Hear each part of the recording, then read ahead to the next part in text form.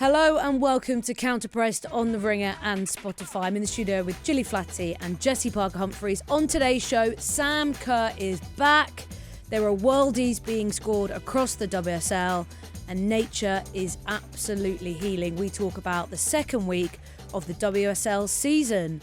JPH has returned. I'm back from the tennis. From the tennis. I'm a tennis girly now, but I'm not anymore. I'm back. But you're back on the football beat. Yes. What do you make of our brand new studio? Your first day in the new studio? I love it. I'm Yeah? obsessed. I obviously did listen to the episode last week where Gilly got really comfy, and I can now understand because this is very cozy. Make you feel at home, innit? Yeah, really nice. Yeah, Gilly started the show again with her feet I want a on the little sofa. footstool, mate. Yeah, I know. footstool would be nice, Yeah. actually. I'd like that. Yeah. It's a big old sofa. that. It looks comfy. Yeah, it's I bigger haven't than my yet sofa at home. had the luxury to sit in it. You have to sit in the I have to sit The in the gaffer chair. upright gaffer Yeah. chair. We need some more props, guys. So that is a job for both of you. Gilly, you were meant to bring some in this I know, week. I needed a reminder though last Sorry. night. Okay, I will nudge you.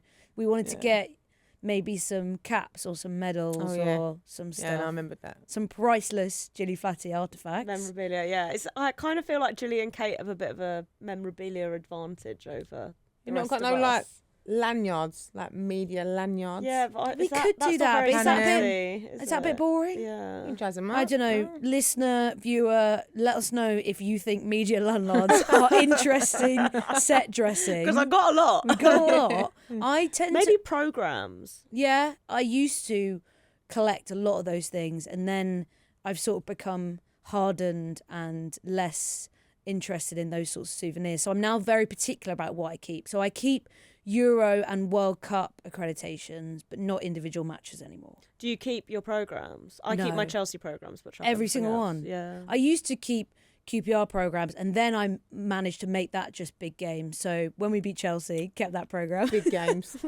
150 years ago. No, actually not that long ago. Thank you very much. 2 occasions. One time Sean Wright Phillips at Stamford Bridge and Heide Helgeson at Loftus Road. So there you go. Playoff final and then like big England games, stuff like that. But otherwise I don't keep a lot of things. Otherwise, where do you store them, Jess? You've just moved. Where do you store these things? Well, they've not moved with me yet, so it's not my problem right Could you now. put them in your Keep them- parents'? I've got a big like memory box thing that lived under my bed. That's a lot of programs to fit in a memory box. Well, I mean, the Chelsea ones are quite little. Actually, WSL programs are WSL quite ones thin. quite Is it thin, bedtime reading? No, I never look No? at it. No, it's for when I'm See? old, Gilly. And I think, Aw. remember those halcyon days at King's Back in the Meadow? day. Yeah, exactly. Do you Stains remember? tan. Yes, I don't actually have any from Stones. but- Oh, I just love the idea of you in an old people's home being like, I must get that Chelsea Everton programme from 2022 out. Me still rattled about the 0-0 against Arsenal where that Liam Williamson handball wasn't given. Exactly. I can imagine. We was robbed. No brain cells left, completely nothing left, but still shouting about the Leah Williamson handball. What do you keep the most, Jill? What's your... Well, you don't keep programmes, don't do you? really- Does your no. mum keep those things? no, not really. No, Mm. Dad would keep programs, but no, I don't keep anything that I get. Like, if I don't need, no, it goes in the bin. Yeah. I'm not a holder of anything really. I know. I'm sentimental, but only like I try and reduce the sentimentality to a few specific things. Jill, funny thing before we move on, cute thing that you and Kate were talking about when we finished the show last week was about your dad's reaction when you signed, because you're talking about bringing some Millwall shirts. Yeah. And your dad's reaction when you signed for West Ham and his transformation. Because if anyone doesn't know, Jill's dad huge Millwall fan, had a Millwall tattoo on his leg, right? Yeah. Huge. And obviously you signing for West Ham, it's not good news for a Millwall fan, but he transformed from West Ham hater to, you said he was practically singing Forever Blowing Bubbles. Yeah, I remember, right, when we was in my sister's house and I remember saying about West Ham had come in for me and the look on his face, he was just like, nah, just no. And I'm like, Dad, like, come on, like, just like, Beardy's going to be there, like, it's going to be good. They've got like ambition and things. He was just like, ah. And I remember the first game he turned up and he had his shorts on with his Millwall tattoo there. And my mum was like, don't put your shorts on. He's like, oh, I don't care, I'm wearing my shorts. And he would stand there like his arms like that, hating it. And then me and Kate were talking about the FA Cup semi-final when we beat Reading. And I remember my dad, he had his flat cap on, he was all, oi, like, and he was tears in his eyes, and they was all singing Blowing Bubbles, and he was like, I was literally fighting with myself to not join in, because he become a big supporter of the women's team. I wouldn't say the men's, but the women's team. And yeah, I think at first he hated it that I signed for him, and then in the end he was like, no, like, obviously you've grown to love the club, and he knew the better that the men's team done, the better it would have been for the women's team. So I think he always just would keep an eye out, but he would never have admitted that. Never. I love it. Also, if I've blown bubbles, it's kind of a tune. It's a good Yeah, song. not too bad of a song. I could see how you'd get. I think he used to swept up in hate that. it when he used to see me standing there, and like if I was singing it with it, I think at first he had like steam coming out, like, but no, he got used to it. Oh, I love it. Okay, let's talk about some football then, shall we? Let's talk about Chelsea's 3-1 win over Aston Villa next.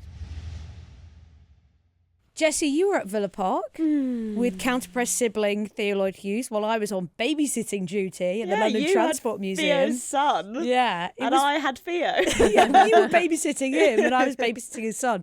It was very cute, actually. Had a cute day out. But I know that the performance from Chelsea rattled you. So they won, but let's get into why Chelsea's performance rattled you so much, Jessy. Yeah, this was like, well, obviously because I was away, this was my first Chelsea game of the season, and I went into it like, I'm so excited to see the girls, like, fun to like be doing an away day. There was no one from the media there, it was basically just me and Theo, so that was funny too. Quickly, Villa Park, haven't been there for a WSL game. Good spread, what's the vibes? Give me the press room. Okay, the press room is giving a little bit tired, I would say. And I didn't partake. It looked like breakfast muffins. Okay. Which looked nice, but I was feeling a bit nervous, so I wasn't in the mood for eating. Okay. The disappointment was a half-time, no hot drinks. Oh, that is disappointing. So, and it was cold, it was a bit chilly yesterday. Yeah. But press seating was great. Okay. And great. Villa Park is obviously gorgeous. Famous, so, yeah. Perfect. Okay, good. do like going Get that there. out of the way. But yeah, Chelsea were awful. And I was like, why have I come? This team are rubbish. I should have stayed at New York watching tennis. I should just stick to tennis full time. I mean, credit to Villa. Their press was immense. They didn't let Chelsea settle at all. I think something Theo and I were talking about after the game is it's very hard in those situations where you're seeing Chelsea give the ball away 4-5 times, like in their own defensive third. How much is that Villa's press? How much is that Chelsea sort of being a bit slack? I mean, Bompastor made quite a few changes between that City game and here, and you do kind of have, I think, at this point in the season, it's hard to judge teams, I think, still. And I think it's easy to come to these, like, split-second decisions where you're like, this team is good, this team is bad, but, like, it takes teams a while, especially when you've got new players coming in or players coming off international tournaments, as obviously we've had with Copa America, with the Euros. But yeah, I thought Villa were really, really good in the way they put Chelsea under pressure. They didn't let them settle. And even though Chelsea took the lead kind of against the run of play, Niamh Charles went down with an ankle injury, and it felt like it allowed Villa to reset and not sort of get caught up in having gone behind. But Villa's issue was they could just not finish their dinner at all. And every time they turned over the ball, it really looked like they were going to create a good opportunity, but it was just one touch too many, or like the next pass wasn't quite right. Obviously, Salmon does equalise with fantastic finish, really gorgeous, like first time hit.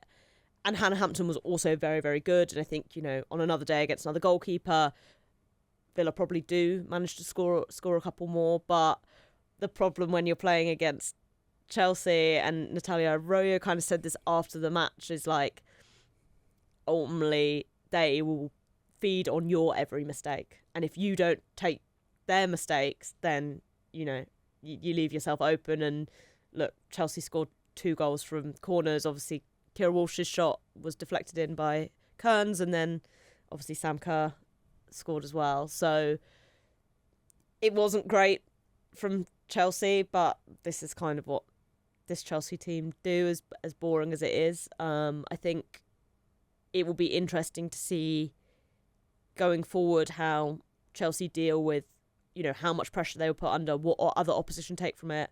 And I also think it'll be really interesting to see what Aston Villa look like, because I thought they were really, really impressive. Yeah, there's just something about Chelsea that's so inevitable, and you feel like something is always coming, even if it's not quite clicking. I think the other thing as well is, like, this is where Chelsea's depth just comes through. Like, Chelsea rode out the first half, and they were really stinky, and they probably should have been losing at that point. But at half-time, they're able to bring on Sandy Baltimore, Erin Cuthbert, and Alyssa Thompson, who comes on for her debut. So Sonia basically changed the entire left-hand side. And I mean, Cuthbert in particular, like, Chelsea's midfield just couldn't get anywhere near the ball. Cuthbert comes on and it looks totally different. And then you have the opportunity, and then, Chelsea go ahead, and then you've got the opportunity to bring Sam Kerr on, which obviously you don't really know what sort of state she's going to be in.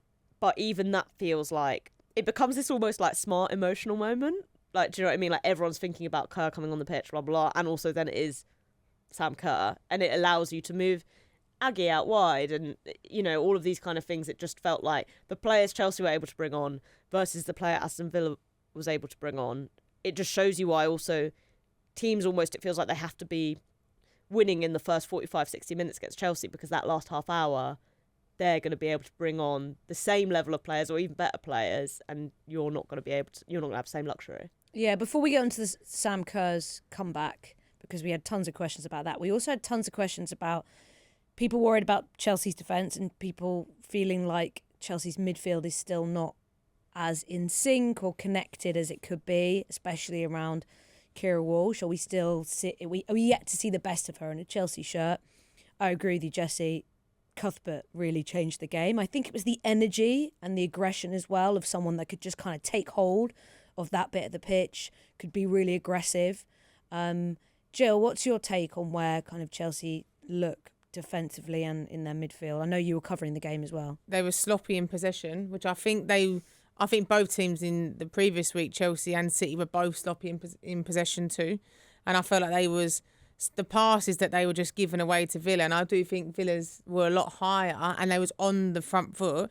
And I know there's a different shape, as in it was more of a back four yesterday from Chelsea. So compared to the previous week where Carpenter was literally playing alongside Alex Greenwood, she weren't able to really get up at all. And I thought Marritt's done really well for Villa because she was pinning Carpenter back. And even more so as well, what you notice with Villa is that when one player went, they always behind ready to go as well. So sometimes you'll see when teams come up against Chelsea and they do that press, it's sort of in isolation. And then Chelsea beat that first press and then they're like happy days. But they weren't getting that joy because the next line was there. And I feel like that's what I said on air yesterday. I said, like, gone are the days really where you see if a team's doing that, they're still persistent with trying to play out. There's nothing wrong though, I don't think, with going, right, everyone tuck in or whatever. Let's try and start to turn them and then get Villa dropping off a little bit, because with the pace that Chelsea have, you could still get in behind Villa. But I felt like Villa was riding that wave of, hold on, we've got the momentum. And I do think if on another day, if Hampton for me got the player of the match, because she won it for Chelsea really from that first half. And I think if Hampton won in goal or Aston Villa had a bit more clinical in front of goal, that Aston Villa, in my opinion, could have been going 3-4-1 up at half time. But that's what I said, is that when you come up against the big teams, if you don't take your chances, they will punish you. And Chelsea are clinical. I said, Aggie Beever-Jones, that's probably the easiest goal she's probably going to have to score. Poor defending in my eyes and Villa. But Chelsea have that. So you can't afford to go to, there's a second chance, third chance, fourth chance that we've missed, because they'll turn around and punish her. I talked about a weekend of worldies. Ebony Salmon's goal was sublime. Amazing finish. Unfortunately for Villa, they don't kind of come away with anything to show for that really impressive performance. But when it comes to the best of the rest, I think Villa, you've been really impressive ever since it started to click for Natalia Arroyo, because it took a while when she initially came in January for them to get going, but they finished the season really well and they kind of picked up where they left off. But let's talk about what kind of became the story once Chelsea had turned the game, which is Sam Kerr coming back, 100th goal for Chelsea, 634 days since she tore her ACL. it's been a really long road to recovery, Jessy. And I think a lot of people are questioning what sort of player are we going to see. But it was an amazing moment. It was kind of a little bit of a scrappy goal, but it's very much a centre-forwards goal, right? It doesn't need to be particularly incredible, but it was amazing for her to get that 100th goal on the comeback moment. Yeah, I mean, I was still like question mark over whether she was going to come on because Chelsea were like in this position where they were under the cosh for a large portion of the game, and then, you know, even then they were only winning 2-1, but me and Theo had spied Christy Mewis and Baby in tow, and I was like, surely you're not coming all the way to Birmingham unless you're like fairly certain she's getting on the pitch. I love that exclusive Christy Mewis and Baby spotted we were at like, Villa Park. Yeah, obviously amazing, like, to have her come on the pitch. And I think what was funny was she felt like quite nervous. I thought when she came on, there was a couple of moments. I think there was one where like she almost had this 1-2 with Aggie, and you're just like, if this is like normal Sam Kerr, she just like shoots, you know, like rather than trying to lay it off again to Aggie. And I was just like, oh, it feels like maybe she's like feeling her way back in. But yeah, Bompastel said afterwards, like, her scoring feels really important, and I think that is true. You know, you don't want to be in a position where you've been out for this really long period of time. You've kind of got this weird, you know, thing of your century of goals. It's a bit like when a cricketer, right, is like in the 90s and you're like, and then like rain stops play and they have to come back out and try and get their century. You know, I think to get over that, to like have scored already, it just feels like it will take the pressure off her moving forward. But I thought she looked good. Like, you know, it's kind of hard to judge like for 20 minutes, but I thought she looked bright. I thought she looked, you know, keen to get on the ball, like she was making runs. And it's exciting. It feels so strange to like have this player back, and obviously we'll see, I guess, over the next couple of weeks, like what that actually does look like as she gets back to match fitness. But I mean, what an asset for Chelsea to have. We had a question from Juliak on Instagram who said, what can we expect from Sam Kerr this year? And they mean more, how much are we going to see her? Because like you, it's mad because she was out for so long, you almost forget this player exists and you forget how well she's done in the WSL. But because Chelsea have Ramirez out for at least another month, maybe? It's a hamstring. I think until the end of... I don't think we'll see her till January. Okay, so much longer. Aggie Beaver-Jones can play centrally as the 9, and she's had a really good start to the season, but she can also play out wide. So there's not necessarily a massive rush for Kerr to be starting every game. But Jessy, how much do you think we're going to see of her, especially once Champions League starts, once other cup competitions start and Chelsea start to be drawn in them? How much do you think we're going to see of her? It's impossible to answer that until we see what she looks like. I think there's like sort of this assumption that she'll be washed now, which I can understand where that comes from. You know, she's an older player. She's been out for an incredibly long time. But it also feels like that's kind of like people have just made that up. Like, no offence. I as I say, I understand where the logic is, but it feels like Chelsea are kind of in this sort of luxurious position. If she comes back at a high level, obviously they'll play her, you know, but they're also not in... They don't have to force it because, yeah, Aggie can play there, Macario can play there. And I guess maybe what helps her is the fact that Ramirez is out. Is like there will be minutes for her to get, but like they can ease her back in. There's no need for her to start, but there's also room for her to start. Whereas I think if Ramirez was fit, then maybe you're saying, oh, that's feeling like a little bit trickier. Although, again, like it all just depends what Kerr looks like. If Kerr is back, even I'd say at 70-80% of her best, she is Chelsea's best number 9. And that's no shade to Ramirez or Aggie or Kat when she plays it. Like, that's just Sam Kerr. So she doesn't even need to be back at 100%, I think, to have that starting spot. But until we see her play consistently, we've got no real idea what she's going to look like at all. So that's Villa Park on Sunday. Let's talk about Arsenal's big win on Friday night next. Jill, Arsenal absolutely smashing West Ham 5-1. You can say it's a comeback win, but to be honest, Arsenal were behind because of a big mistake that shouldn't have happened from Daphne van Domselaar, but for West Ham were never really in this game. But what impressed me so much about Arsenal is I enjoyed their attacking play so much. I think there was great movement, there was great link-up play, especially down the right-hand side. Really good performance from Alessia Russo as well. 2 goals and assists for her. Good performance from Beth Mead. There was so much to like from this Arsenal performance that I think helps them move forward, especially when there was maybe like those first 15, 20 minutes that were a bit shaky in the opening game against London City Lionesses. Yeah, and I think, obviously, Dagenham ain't really been the easiest of places either for Arsenal to go to. And you're looking at it, it's Friday night, yeah, it's dark. The weather, the rain, that could be a bogey game for a lot of teams, especially with how West Ham's form, especially was last year at home. And then the start, obviously, with Van Domselaar, I'm going to support her and say that the weather had a little bit to play in it. Too slippy. Yeah.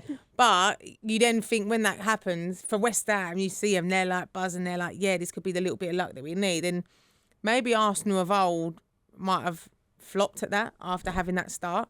But I just think it was good for Arsenal because it was really fluid. There was not really, when they're going forward, there's a lot of movement. You got a lot of people helping out with the goals as well. And I think it's nice for Russo because I think a lot of the time Russo gets really involved with the assists and, doing that support play. But her goal, especially obviously she had the penalty, but her goal was like beautiful. It was like a rocket. And I think just seeing the confidence of her as well. But yeah, I think especially how they had a tricky start against London City. For me, obviously knowing how West Ham are decent at home too, for them to come back and not just come away with that game with maybe like a 2-1 win, to come away with that result. I think it's a great start for Arsenal. Yeah, Russo's goal definitely on the worldy list. That was a great finish. Jessy, you were there on Friday night. I was, yes. Missed the Kate Longhurst meet and greet, sadly. I know, I wanted to be there for it, but I find Dagenham's quite confusing as a ground. It's never clear where you're going or what's happening. So I couldn't find Kate Longhurst. But I saw her doing her speech. Well, she did a speech? Not a speech, sorry. She did a Q&A. Oh, a Q&A. Yeah. So I was seated for that. Okay, good. That. Did she do her A's well? Yeah, her A's were great. She really got me going. I was like, come on, you Irons, she pumped me up. And then they lost anyway. What did you make of Arsenal performance? Because that's 2 games in a row now where they have had a bit of a setback, gone a goal down, and then kind of gone up the gears. And I do like the way Slegers talks about their problem solving, which I think is clear to say. They don't look rattled by going goal behind, which is great. And there's a lot to like about how well they can create chances at the moment. Yeah, I think what I ended up writing about from this game for the paper was, this feeling that at least in attack, we're now seeing Arsenal look like a team with depth and with options. Because obviously Ford and Mead start this game as the wingers, and I don't know how much Slegers' hand was a little bit forced on that. Obviously Kelly wasn't in the squad with a knock. Smith picked up a knock as well against London City Lionesses, so I don't know whether they didn't really want to risk starting her if they didn't need to. But to be in a position where, your 2 starting wingers from 2 seasons ago, let's say, are able to sort of be what feels like your backup wingers, and then you've got the option to bring Smith off the bench, and obviously she totally destroyed West Ham when she did come off the bench. Just feels like something that Arsenal haven't really had. And yeah, when Slegers is talking about problem solving, she's talked a lot about wanting to be able to, I can't remember exactly how she put it, but answer any question that was sort of posed to them and be able to have that variety in attack. I think it really showed that even at half time, she takes Marnham off, moves Russo back, brings Blackstenius on, because I think Arsenal did create a lot, but in that first half they were sort of struggling to make really, really good chances, and the opportunity to have Blackstenius to maybe come and stretch West Ham a little bit rather than having them just sit in this sort of back 5 that they looked quite comfortable in. That felt like something that Arsenal have not been able to do in previous seasons. So yeah, I thought it was impressive in terms of being able to see what that squad can do and the different options that it has. And yeah, like Smith coming on felt like a classic example of that. You got Ford and Mead, and like both of them are, you know, happy to sort of play passes around, and that can look really good and all that. And then you get Smith, who comes on and is just like a bit of a battering ram in the best kind of way, right? She's going to run at you, she's going to try and dribble at you, she's going to kick the ball really hard. And I feel like that variety is what makes it seem like Arsenal are ready to like maybe take that next step and be able to genuinely compete on four fronts. The only thing I would say is I did think at points, and maybe this was the weather, or maybe it was because it was West Ham, and this has been like a bit of an issue fixture for them, as when West Ham did sort of step up and go for them, they did look a little bit rattled. And I feel like maybe the theme from this weekend was, you know, these mid-table teams, Brighton, Villa, West Ham, showing that they can sort of like go toe-to-toe with like the top three, but only for that 60 minutes. The margins are still there. And then the other teams sort of pull away. Because I thought West Ham were like impressive at points. It just felt like, again, a bit like Villa, every time they were able to turn over the ball, or they were able to put pressure on Arsenal, the touch was too heavy, the pass was wrong, and they couldn't like turn it into a good opportunity. But yeah, Arsenal have looked really good. They've scored a lot of goals. They've played two teams who I think probably finish in the bottom third of the table. So let's see what they look like against United next week.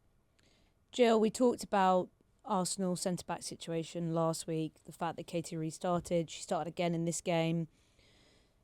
I'm still rattled by the absence of Jenna Nyswanger. Free Jenna Nyswanger. Your photo from the Emirates. Say.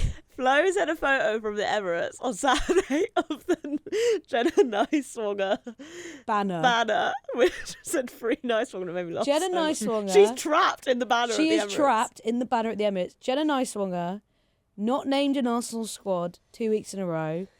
No loan deal for her. Ruthless Renee. She came over, obviously knew that she was going to be a squad player, but she came over as a player that was starting in every single game her club in the WSL, a USA international, a player I do really like, who I think could offer a lot to a top 6 WSL team, and she's not even in the matchday squad. And Arsenal named 2 goalkeepers in their matchday squad on Friday. Gilly, something that is concerning to me when it comes to Arsenal managing this squad is when the Champions League begins, I think we'll see more pressure to rotate. We're only 2 games into WSL season, so obviously it's hard to see everyone get minutes. But Renee Selig is going to have to keep a squad happy that contains older players and a lot younger players. Make sure those young players get minutes, talented young players who could start other teams. And I'm just a little bit concerned about why that isn't happening. Case in point, free Jenna Nyswanger. That is quite hard to manage if you're managing a group of players where some people are not even getting included in squads, but then they couldn't go out on loan. What's your take on that, especially when we talked about the Kadina Womoy thing, Kyra Cooney-Cross, another player who seemed to be coming in to contention last season with the minutes she got, and then we haven't really seen her that much already this season. Yeah, I mean, I think it's hard. I think from a player's point of view, like, naturally you want to play. And I was talking about yesterday, actually, about Chelsea, like, as in, there's players on, if you look at Chelsea's bench, majority of them walk into any WSL side, and majority of them can get into the top Champions League sides as well. Like, and there's players there where you have to get that balance. Of course, Chelsea have a lot of games to benefit from, to get those minutes. And those players, you're talking like Nuskin, for example, who's been starting in previous seasons and who's now coming on as bit part player. That's the thing of football, is if you want to be a team that's competing in the top end, and you want to be in Champions League, you want to be in, you have to have the squads, but then you also have to manage those players, because there's nothing worse than when you're a player, and I really experienced it towards the end when I was at Chelsea in the last 6 months, where I didn't really play, and then you get asked to play, and it's sort of like, not even necessarily just in regards to your sharpness and your freshness, but your confidence, because you're constantly always doubting yourself anyway when you are on the bench. You then doubt yourself, am I even good enough? And then you question your ability. So it's difficult, but I think in regards to like the squad, we don't get the beauty of seeing what happens on a day-to-day basis at training in regards to how, and obviously Kate, I think, spoke about it last week, is in how are those players performing in training? Is there things that you don't see or we don't see in regards to players not being in the squad or not getting in?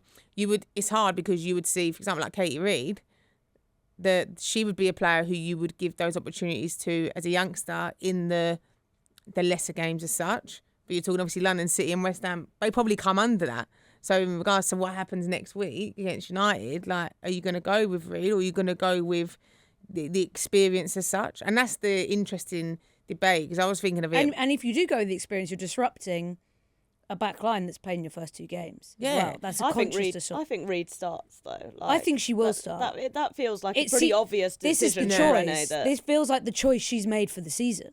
Well, until Williamson comes back. Yeah. But I think she's doing well, and I thought about it as well when after I had the podcast last week, and I was thinking, like, when I was at Arsenal and I got into the first team, and you had Faye White who was out injured with, I think it was an ACL. We had other players. I think every person who was available as a centre back was injured. Like Bassett was injured, and I was only like 18 at the time, and there was no other opportunity. There was no one else really to pick from me. And so I remember Vic Akers playing me, and I remember it come down to the FA Cup final when Faye had come back and she was playing for the reserves and she was getting the minutes. And it was sort of that, what happens then? And I remember Vic just started with me and he was like, you'd earned the right to play because of how I'd been playing. And I feel like sometimes there's this thing of like expectations of like, well, Wubben-Moy and Kadeen, obviously they've got that experience. They should be playing ahead of Katie Reid, for example. But I feel she's training well, but she's obviously showing something to Renee that the others aren't necessarily showing. But I think it's all about opportunities. But obviously, in regards to players not getting in the squad, of course, you want those players you want Wubben-Moy and Kadena and that to be feeling fit and to feel that they've got the confidence in case anything happens that they're able to come in. I think managing a squad is one of the toughest things for any manager. So you have to manage expectations.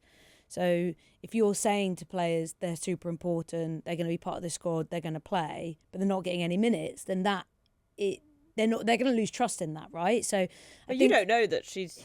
But I think for younger coaches, it's a challenge because you're having to kind of learn as you go, right? And Slegers is one of those younger coaches where you're having to figure things out, manage your squad. And if there aren't games for everyone to play in so early in the season, because we've only had 2 weeks of WSL, we're yet to see how you might be able to give those players more opportunities. But I think it must be harder for the players who've been there that much longer. For example, Wubben-Moy, when you're kind of thinking, okay, give a guy a break here. Williamson's out and I'm still not even the number 2, right? So, yeah, I think that's a challenge. We've also just come off the back of a summer, though, where the whole narrative with England was that, squad chaos, players only get, players are being told very directly whether they're going to play or not. And, Wiegman is a manager who is very much like, I like who I like and I don't like who I don't like, and you will understand where you are in the squad, and it clearly works for her. So I think that's one of the things that's really hard, right? When, as fans, as media, when we're on the outside and you don't know what those conversations are, because, equally you can flip it around and say, look, Slegers is a young manager. In the past, Arsenal's squad has felt like sometimes maybe personalities or egos almost rule that dressing room rather than the manager. Maybe exactly what they need is someone to come in and say, you're doing this, you're not playing, you are playing, this is my decision and this is what I want to do.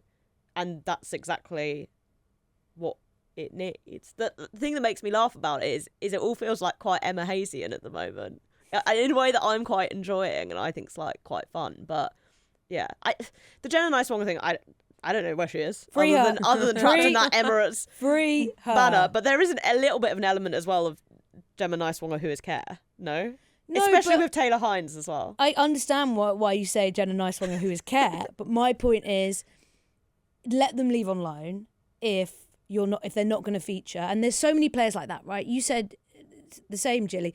These squads are really bloated. Chelsea let a couple of players go this window who they've brought in as young players. I mean, Jenna Nice was maybe slightly not, but they know that either we're never going to cut through, like Millicent Pond's already gone, or they've gone on loan. R.I.P. R.I.P. And so I think that's the difference. Is good management also about if players aren't going to play, you've got to let them go and get minutes elsewhere. Obviously, I'm sure Arsenal pay exceptionally well and the checks are great, but if I'm a player, I want to play too as well as getting paid well. Yeah, I don't know. I like the idea of swanning around St Albans. I want to talk about Jess Park, another worldie from the weekend. United beating London City Lionesses 5-1, a really dominant performance. United fans are absolutely raving about Jess Park. They feel like there is no question that they got the better deal here. They feel like that she's transformed their team, and the performances so far have been really impressive. Jessy, what have you made of that switch yet? Because we've yet to see Clinton. I thought she might play in the Brighton game, but she wasn't actually in the squad in the end. She wasn't fit. But Park already looks like she's really elevated that midfield for United. Yeah, I mean, I think in some ways it feels like maybe it's something that works out for both of them. I think Clinton will be a really good fit at City, and I think we've already been able to see the way Jeglet's wants this team to look off the ball, that Clinton feels like a no-brainer to add to that midfield. And I think, we've even seen in the City games, the fact that maybe he wants Hasegawa to get forward a bit more. Obviously, she got the winner against Brighton. I think, again, Clinton is someone who will really allow those two players to dovetail well. So it feels a bit ridiculous to say who won that transfer when we haven't even seen one of them play for their new team.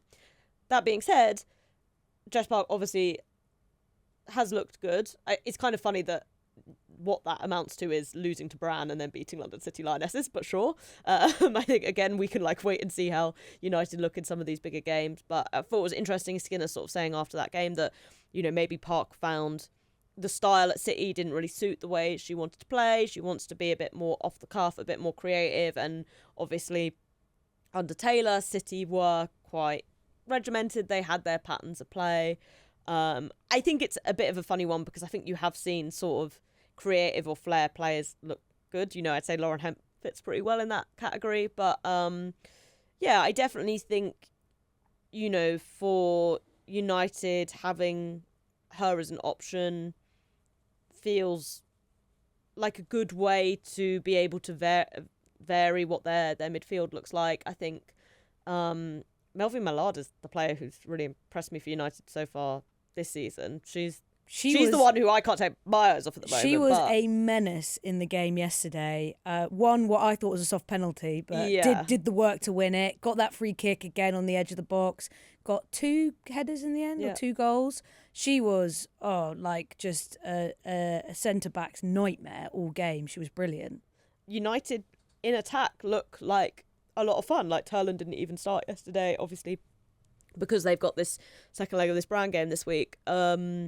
The thing is with United, though, is it just feels like any sort of injuries and there's nothing else there. So, Park obviously feels like a great addition and gives them a little bit more depth in that sense. And I'm happy. I don't think anyone needs to win this transfer if both girls Jessy, there are always winners and losers. Sorry, yeah, no, and obviously it's between the Manchester teams, but yeah, I'm joking. I think both players offer those teams exactly what they need in that situation, and City didn't need a player like Park anymore. Yeah, I think it works. I think it works well. I think both. I really love both players. I'm so excited to see Clinton play. And before we get on to Bootgate, Gilly, because I want to get your take on that. I loved how aggressive City were in their press in the second half, especially, and how Carolyn and Fagino, once they came on, just flipped the game. And where City get their winner from is they press that Brighton goal kick, they win that throw. Carolyn, Fagino, Hasegawa link-up play. It was such a nice goal. Gorgeous the way they danced through that Brighton It was such a nice goal that if I was And the Jeglet, Hasegawa finish is great. Yeah, it's so easy to forget because she's been playing as a 6 for City. That's what, she was a 10, when she was at West Ham and when she was at Milan. Then you watch her finish like that and you're like, oh, yes. It was so nice. And if I was Jeglet, I'd be chuffed because that's what you want to see from your new team. Jill, Bootgate, we haven't sat down since the whole drama. It was shades of Sockgate, but cost United a lot more money than it cost Arsenal on that Friday night at Stamford Bridge. It's still a mystery how Manchester United lost their boots in Norway before the first leg of their qualifier against Bran. but some boots were lost. They had to go to a local sports shop and buy 15 pairs of boots and some shin pads. Apparently the boots are around 200 quid a pop. So Sir Jim wouldn't be happy about that. They had to buy those boots fresh out the box. And I think, probably were a little bit rattled about that. Wouldn't have helped in the preparation. As you all know, how your boots feel, how you've played in them. People have brand preference, everything would have probably played a part. What is your take on Bootgate, Jill? So I'm laughing, right, because yesterday I had a conversation where I was talking actually about boots, and I was saying about how I never had a boot deal, so I used to have to buy my own boots, yeah? Which is very common even for lots of players in the WSL even now. Well, no, now the then gods we got of Nike. Nike will be supplying, but up until this season, lots of players had to buy their own boots. I think Hannah Hampton spoke on Ben Foster's podcast about how she moves between Adidas and Nike gloves. Like, she sort of doesn't necessarily have a deal with one brand. Like, it's pretty common. Yeah, my agent used to be like, oh, like, this brand just want to send you a couple of pairs of boots. I'd be like, touch, because then, like, that will last me. And it's really funny because I would be like, I'm not paying, like £200 a pop for a pair of boots. Like, if someone's giving away a freebie, or I remember when I was at Arsenal and Jane Ludlow was playing, she used to give me a lotto boots, like a lotto hand-me-downs, and I used to wear them because I'd be like, I'm not paying that much money. Because the thing is with the boots as well, you wear them every day. So you might only get like a couple of months max out of it.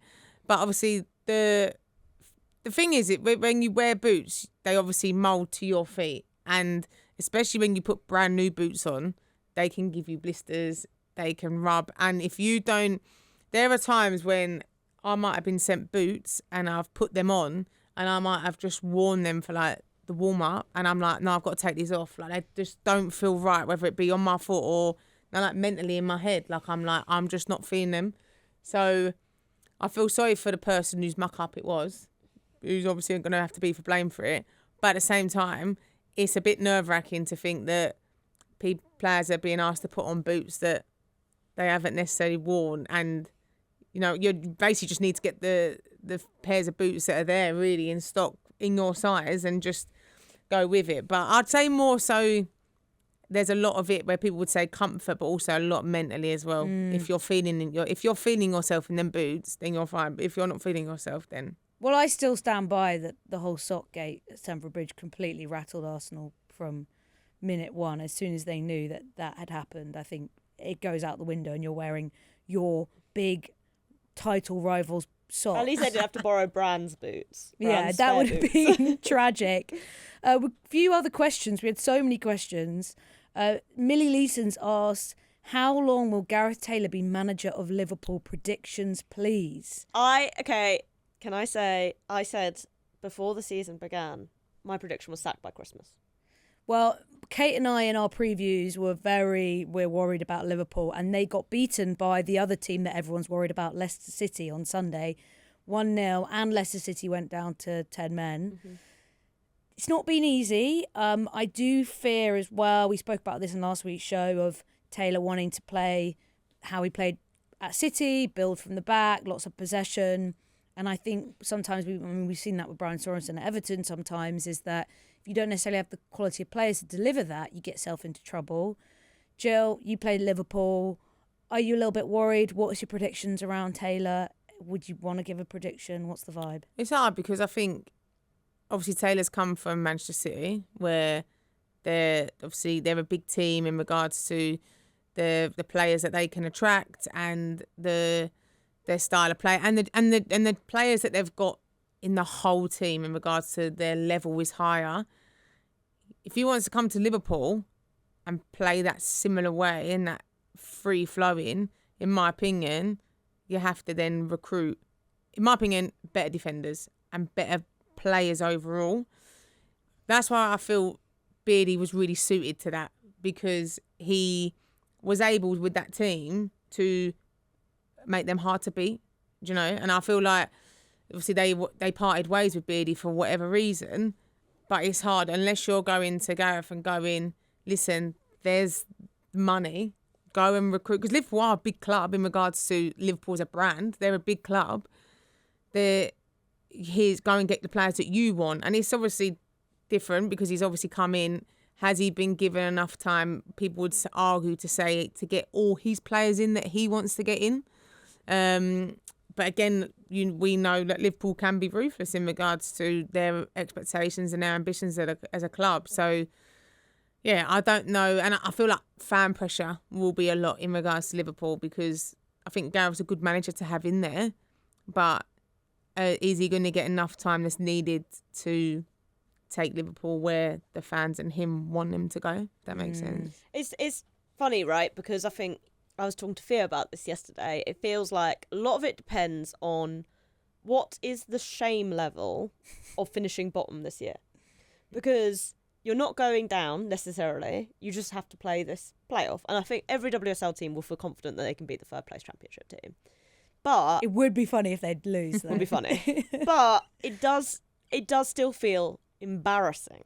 So even if there aren't like necessarily sporting consequences, there are, I think a bit like that fan thing. And, you know, if you have the Merseyside Derby Anfield result in 3 months' time, that feels like something where you're just like, fuck this. Like, you can't, this is so embarrassing. But it's almost like because that happened already. Like, in your first game, you get, like, to avoid get out that. of the way. And then the other thing that I think that's interesting is I think Liverpool clearly do not give a shit about this team. And it grinds my gears, and it grinds my gears on behalf of United, which is something I wouldn't think I'd normally say, because I'm like, they get so much shit, and why do Liverpool get like no crap for this? But I think as a result, they have a vested interest in blaming stuff on the manager, which is also why I think he could go, regardless of the fact because you're like, it's not us and our squad where we have barely replaced the biggest player and our club captain, or like main captain, I guess, because Nifar, he was a club captain. Like, when they've gone this summer, it's the manager. So that's why I also think he might be headed to the chopping block. We also had some questions about Liv Smith at the game in a Liverpool shirt, which I'm putting under the banner woke nonsense. I'm putting under the banner lesbianism. Jill, what's your take on that? I ain't got a banner for it to go under. If that was my teammate, I would have gone to the ground and I would have dragged her, mate, out of there. There is no way you can but don't wear the shirt. There. Go. Yeah, go don't and support. Wear the shirt. Are you crazy? I can't. Who was it? Where has this happened before? Who's done this? Kyra Cooney-Cross, Spurs. Yeah, when she went to watch Charlie Grant play. Yeah. I get it. Go and support your friends I or think whatever, the your Spurs one partner, is whatever. worse than the Liverpool one, personally. It's because she was at Arsenal and it's Spurs rivals, yeah. Yeah, and like Liv Smith was at Liverpool. Yeah, so I suppose. Liverpool United are rivals, but if you were at Liverpool. The only thing that I'll say, it's bad. I think for her is that because she started so well in an Arsenal shirt, I'd be a bit like, oh well. I couldn't do it. Just couldn't. We also had loads of questions about London City Lionesses, which I'm not going to cover today because we've talked about them quite a lot, but also I think I will send listeners back to a great chat we had with Gilly last week about signing that number of players and waiting for it all to click. Jessy, we haven't had your LCL take yet this season. Is there anything you want to add on LCL? Because lots of people are a bit spooked by what they've seen the first 2 games of the season. Obviously, they conceded a lot of goals, and we spoke last week about the age of that back line. I do think they'll start to get better, but people are starting to think, oh, well, top 6 was a bit ambitious. The WSL is so weird that you can essentially win your last 4 games and kind of turbocharge up the table. But what's your initial LCL review 2 weeks in? I have always felt like I don't think they've spent, or like the way they've recruited is the smartest thing to do. And it sort of seems like it's come with this idea of it's a bit of like a win now approach with going with older players. But I think even some of the older players they've recruited doesn't feel like it makes sense. No offense to Alana Kennedy, who I love very dearly, but extremely offended. So I think to that extent, I found the recruitment a bit bizarre anyway. I do think it's worth saying they've played Arsenal and United, who probably, they will be top 4 teams. It's going to take them time. They will probably improve. They will get results against teams who aren't as good as those. And again, I think for LCL, the vibe is gel this team as much as you can, get as many points as much as you can. It doesn't really matter where you finish this season. They were never going to finish in a position that was going to allow them to challenge for something like the Champions League. Maybe they want to go for a good cup run. That's, if I was them, that's what I'd be aiming for. When you've got further along in the season, when you're entering the FA Cup fourth round in January or whatever, and you've had 6 months with the squad, like, go for that. So it'll be interesting to see, but yeah, I mean, I thought it was funny, like, that they'd, like, sold out this game and then they hadn't opened all the stands. So I was like, that feels like cheating. I know. I wasn't sure if it's being renovated or something, but the main camera the main camera was looking at a completely empty stand, which wasn't great atmosphere. But yeah, I mean, I don't know. It's, like, going to be an interesting experiment, but it always felt like, well, I don't know. There are a lot of players there, and it'll be interesting to see what pressure actually lands on as his sort of first choice 11, and it comes back to that squad management piece we were talking about before. On the one hand, you just want to play the same team every week, probably, if you've got that many players coming in. On the other hand, you've brought a lot of players in who probably lots of them also feel like, because of their profile, they should get to play. asked him that in his first press conference before the Arsenal game. I said, how do you manage a lot of experienced players and internationals who are coming here and expecting to play? But his answer was as kind of standard as you'd expect, which is competition is good. And I think that's definitely true, but it comes down to exactly part of your job as a coach is to manage that squad, manage expectations, which is hard if you've got big players you've signed who are either experienced internationals or highly rated up-and-coming younger players, of which they've got a few as well. Like, that's a tough challenge. Another shout-out for a worldie, though. Kathinka Tamberg scored a screamer for Tottenham at Everton. Everton's first game at Goodison Park. Well, they've played there before, but in their new official home. So it really was a weekend of screamers. But before we go, Fantasy League update. JPH, you were in our Fantasy League, or I don't want to talk about it. How's it been? Has it been bad? Did you make a team? Yes, I've made a team. Okay. And I wish I hadn't. This has been I think this has been the worst weekend. I your played life. various versions of fantasy football Yeah. for 22 years of my life.